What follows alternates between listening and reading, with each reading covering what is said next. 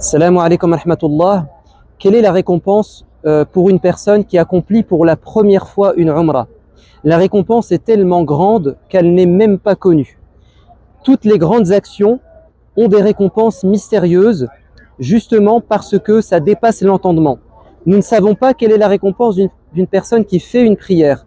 Nous ne savons pas exactement la récompense d'une personne qui donne la zakat ou qui jeûne d'ailleurs le ramadan, qui fait un jour de jeûne. Ce qui est sûr et certain, c'est que toutes ces grandes adorations ont comme objectif de nous purifier de nos péchés. Quand on prie, on se fait pardonner. Quand on jeûne, on se fait pardonner. Quand on donne la zakat, on se purifie. Évidemment que la umrah a comme première fonction de nous purifier de nos péchés. Maintenant, quelle est la récompense précise? Ça reste un mystère. En revanche, si on accomplit une umrah, puis on la fait suivre d'une deuxième umrah, là nous avons une parole du prophète alayhi salatu wassalam qui dit qu'entre les deux umrah, nos péchés sont pardonnés.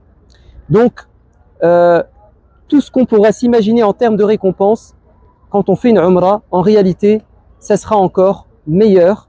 Et concrètement, quand vous venez à la umrah, le plus grand cadeau qui pourrait vous arriver, c'est de revenir de là où vous êtes venu, en France par exemple, avec une foi revivifiée, avec des nouvelles résolutions, avec un nouveau départ dans le cheminement spirituel. C'est ça le plus grand cadeau. Ce n'est pas uniquement d'avoir quelque chose dans l'au-delà, mais c'est d'avoir quelque chose ici-bas, c'est d'avoir Dieu à ses côtés, c'est d'avoir de la motivation pour continuer à cheminer vers Dieu. C'est comme pour le ramadan. Si en sortant du ramadan, on arrive à avoir un élan qui nous permettra durant l'année à continuer à faire du bien, eh ben, c'est qu'on a gagné, c'est que ça a été accepté. C'est exactement pareil pour la umrah.